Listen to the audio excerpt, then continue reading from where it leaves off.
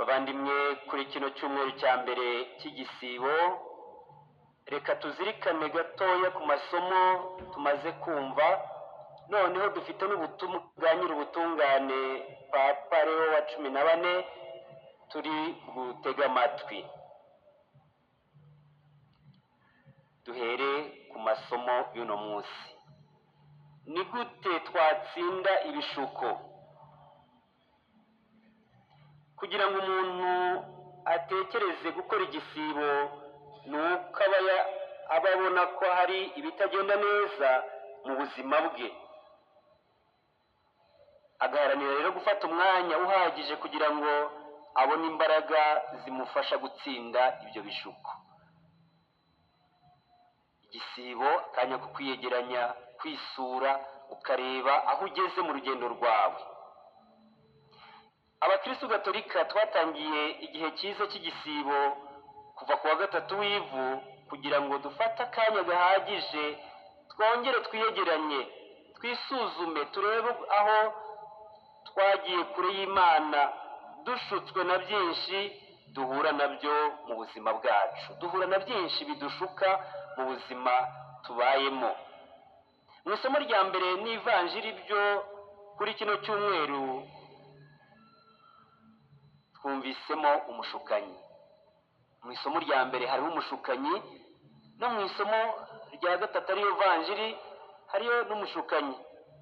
Mu isomo rya mbere umushukanyi yibasiye ababyeyi bacu ba mbere, Adamu na Eva, kandi aza kubatsinda kuko bemeye kumutega amatwi, aho gutega amatwi umuremyi wabo wari warabahaye amabwiriza yo kuba muri ubwo busitani bwa Edeni. Ababyeyi bacu ba mbere baratsinzwe, niyo mpamvu y'icyaha cy'inkomoko. Ivanjiri yo, uwashutswe na Sekibi ntabwo yemeye gutsindwa, kuko nanone icyari cyaramuzanye kwari gusubiza ibintu mu buryo. Ibyo muntu wa mbere yari yarakoze nabi, we yaje kugira ngo abishyire ku murongo. Uwo nguwo ni Kristo. Uwo Kristo niwe twumvise mu isomo rya kabiri. Isomo rya kabiri niba mwariteze amatwi neza, ritanga umukiro, ritanga icyizere. Navuga ngo niryo rije gukemura ibyo twumvise mu isomo rya mbere no mu ivanjiri. Ritubwira umutsindo wa Kristo. Niwe wagaragaje igikorwa cy'ubutungane, noneho abari baraciwe bahita bagira ubutungane butanga ubugingo. Ukumvira kwa Kristo rero kuzatuma abazamukurikira nabo bazagira ubutungane bubafasha gutsinda ibishuko. Reka turebe ibishuko navuga ngo 3 bigaragara mu ivanjiri, kandi benshi twokamwe n'ibyo bishuko. Igishuko gishingiye ku nda. Kugira inzara y'umubiri, ibyo ntacyo bitwaye.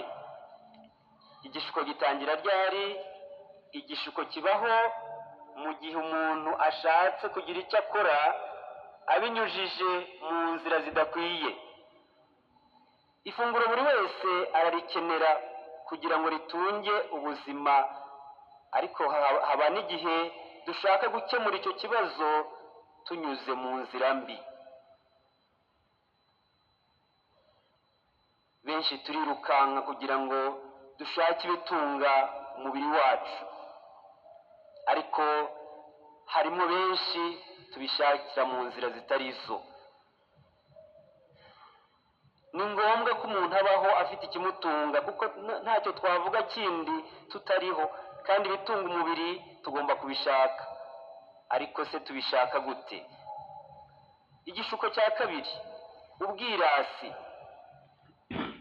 Shitani ashaka cyangwa yashakaga ko Yezu yigaragaza mu bwirasi no mu bwiyemezi ngo bamukomere amashyi. Hano ku isi dukunda gukomerwa amashyi. Aho Sekibi yamubwira ati, wijugunye hasi abamarayika bazagusama.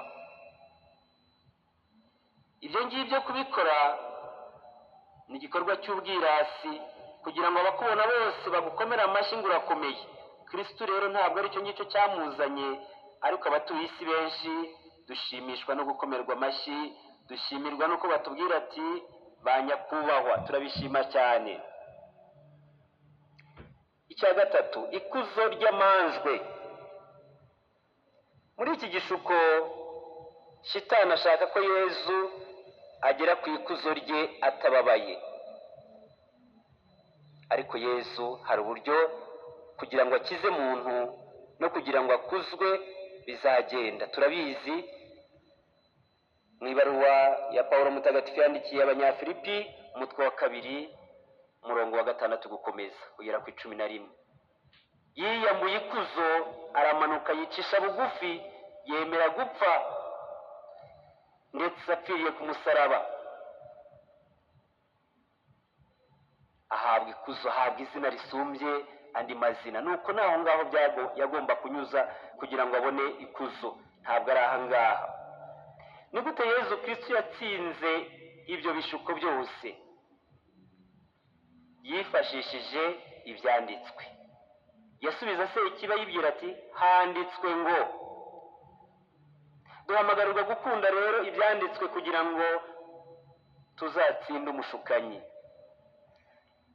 Niba utazirikana ibyanditswe bizakugora gutsinda umushukanyi. Hari byinshi bizaza uvuga ati niko bisanzwe, niko biri, ariko usange binyuranyije rwose. Ni ukugomba kubaho unogeye Imana. Intambwe rero zadufasha kuba mu butayu, twinjiye mu butayu ni iki? Ni ukwigenzura, ukinjira muri wowe nyine ukireba. Icya mbere, menya neza intege nke zawe. Numenya intege nke zawe uzamenya uko witwararika. Icya kabiri, gerageza umenye ibidakenewe, mu kutemera gutega amatwi ibikwerekeza mu bishuko.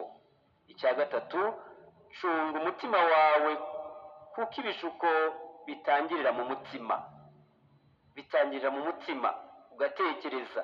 Ubu ntabwo ari Sekibi uhagarara hafi yawe ngo akubwire, ntabwo uzamureba, ariko icyo azakongorera cyose uzumva mu mutima wawe, utangira ucura imigambi rero yo kwinjira muri ibyo byose bikugeza kure.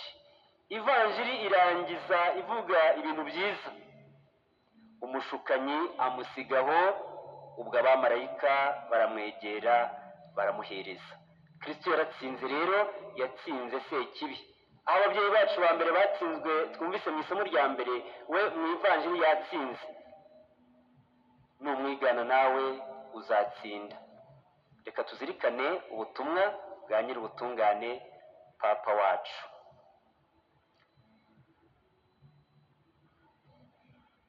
Ubutumwa bwa Nyirubutungane Papa Leo wa 14 bujyanye n'igisibo cy'umwaka wa 2026, gutega amatwi no gusiba. Igisibo nk'igihe cyo kwisubiraho. Inshuti bavandimwe, igisibo ni igihe Kiliziya nk'umubyeyi uhangayikiye abana be iduhamagarira gushyira Imana imbere mu buzima bwacu, kugira ngo ukwemera kwacu kongere kubone imbaraga, kandi imitima yacu ntirangazwe n'ingorane n'uducogocogo tw'ubuzima bwa buri munsi. Urugendo rwose rwo guhinduka rutangira iyo twemeye kugerwaho n'ijambo ry'Imana kandi tukaryakirana umutima wiyoroheje. Hariho rero isano ikomeye iri hagati y'ijambo ry'Imana, umwanya turiha mu buzima bwacu, n'uburyo riduhindura kandi rikadukoresha. Niyo mpamvu urugendo rw'igisibo ruhinduka umwanya mwiza wo kumva ijambo rya Nyagasani no kuvugurura icyemezo twafashe cyo gukurikira Kristo, kugendana nawe inzira igana i Yerusalemu, ahazuzurizwa amayobera y'ibabara, urupfu n'izuka rye. Gutega amatwi. Uyu mwaka ndashaka gutinda mbere na mbere ku gaciro ko guha umwanya ijambo ry'Imana binyuze mu gutega amatwi, kubera ko kwitegura gutega amatwi nicyo kimenyetso kigaragaza ubushake bwo kunga ubumwe n'abandi. Imana ubwayo igihe yihishuriye Musa mu gihuru kigurumana, yerekanye ko gutega amatwi ari ikimenyetso cyihariye kigaragaza ko ihari. Amagorwa y'umuryango wanjye uri mu Misiri narayitegereje, kandi imiborogo baterwa n'ababakoresha imirimo narayumvise, n'imiruho barimo ndayizi. Kumva ugutabaza kw'abatsikamiwe n'intangiriro y'amateka yo kubohorwa, aho Nyagasani azifashisha Musa akamwohereza gufungurira inzira umukiro abana bayo bari mu bucakara. Imana irashaka kutugezaho ijambo ryayo idusanze mu buzima bwacu. Kubera iyo mpamvu, gutega amatwi ijambo ry'Imana muri liturujiya bidutoza kumenya gutega amatwi nyabyo, tukamenya aho turi mu majwi menshi yinjira mu buzima bwacu bwite ndetse no mu buzima muri rusange. Ibyanditswe bitagatifu bidufasha kumenya amajwi yaba aturuka ku kababaro cyangwa akarengane kugira ngo dutange igisubizo.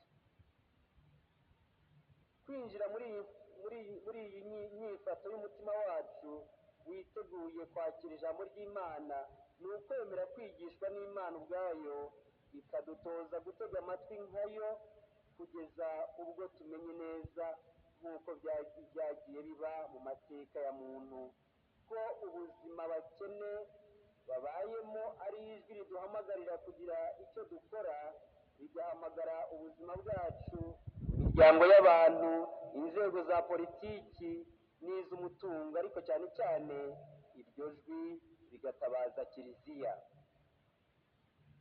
Gusiba. Mu gihe igisiba ari umwanya wo gutega amatwi, gusiba ni n'umugenzo ufatika udutegurira kwakira ijambo ry'Imana. Kwigomwa ibyo kurya n'ibyo kunywa ni umugenzo watangiye kera kandi udasimburwa mu rugendo rwo guhinduka. Kubera ko bifite aho bihurira n'umubiri, bihita bigaragaza icyo dusonzeye n'icyo twemeza ko ari ingenzi mu mibereho yacu. Bidufasha gushishoza no guha umurongo ibyifuzo by'umutima wacu, bigatuma duhora turi maso kandi dusonzeye ubutungane. Ibyo byifuzo by'umutima wacu bihinduka isengesho iyo tubitwaye neza mu nzira Nyagasani ashaka. Mutagatifu Agustini abona ko imitima yacu igomba kumenya kugereranya umuhate w'igihe turimo n'iyuzuzwa ry'ibyo mu gihe kizaza. Yabonye ko mu buzima bwo ku isi abantu nyine basonzera ubutungane, ariko gushyira iyo nzira bizabera mu bundi buzima. Abamarayika bo bahabwa uwo mugati, iryo funguro. Abantu bo barawusongeye ndetse barawurarikiye. Uko guhangayika bijyana n'ibyifuzo bituma umutima waguka ukaba mugari. Igisibo cyumvikane gityo bidufasha muri icyerekezo icyifuzo cy'umutima wacu, gusukura ndetse tukagira ubwisanzure, tugakura mu buryo butuma turangamira Imana mu guharanira gukora ibyiza. Kugira ngo gusiba bigire mu murongo nyakuri w'ivanjiri kandi binyure kure n'ubwirasi, bigomba gukorwa utembera no mu bwiyoroshye. Ibyo bisaba ko umuntu akomeza kunga ubumwe na Nyagasani, kuko ntawe wasinda by'ukuri atazi gukundwa n'ijambo ry'Imana. Gusiba ni ikimenyetso kigaragaza ko twiyemeje kwitandukanya n'icyaha n'ibindi byose. Twifashijwe n'ingabire z'Imana, gusiba ibyo kurya bigomba kugendana no kwigomwa ibindi mu rwego rwo kwakira ubuzima bwiyoroheje, kuko bwiyoroshye aribwo buha imbaraga ubuzima bwacu bwa buri munsi. Turashaka kubasaba gukoresha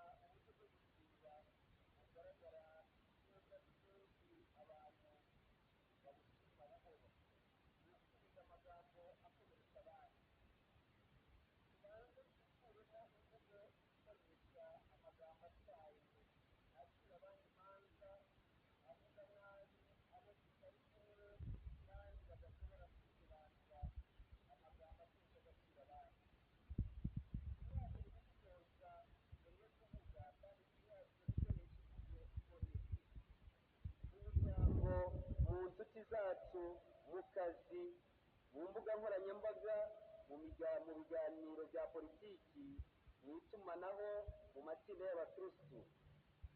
Amagambo abiba urwango azasimburwa n'amagambo atanga icyizere n'amahoro. Twese hamwe mu gusoza igisibo kiradusaba ko ubutumwa bwacu nk'umuryango w'Imana burangwa no gutega amatwi ijambo ry'Imana no kwigomwa ibiribwa n'ibinyobwa. Ibyanditswe bitagatifu bigaragaza uburyo bwinshi bwo gukora igisibo. Urugero, mu gitabo cya Nehemiya batubwira ko imbaga yakoraniraga kumva ibyanditswe mu gitabo cy'amategeko no gusiba ifunguro kugira ngo bitegure guhamya ukwemera no kurangamira Imana, bibafashe kuvugurura amasezerano bagiranye nayo. Uburyo nk'ubwo paruwasi zacu, imiryango yacu, amatsinda ya kiliziya n'ingo z'abiyeguriye Imana bahamagariwe kugendera hamwe muri iyo nzira, bakagira umwanya wo gutega amatwi ijambo ry'Imana, bakanumva ijwi ritabaza ry'abakene n'iry'isi, bigahinduka uburyo bw'ubuzima rusange, ahakorerwa ukwigomwa byuzuye, ndetse uko kwigomwa kukagira uruhare mu guhinduka. Dufatiye kuri iyi myumvire, guhinduka bireba umutimanama wa buri wese, uburyo bw'imibanire, ireme ry'ibiganiro, ubushishozi bwo kwemera, guhagarara ku kuri, kugaragara ari nako guha icyemezo ibyifuzo biri mu mutima. Guhinduka bireba kandi imiryango remezo yacu n'abantu muri rusange bafite inyota y'ubutabera n'iy'ubwiyunge. Bavandimwe nkunda, dusabe ingabire yo kuzagira igisibo gituma amatwi yacu arushaho kumva Imana n'abakene.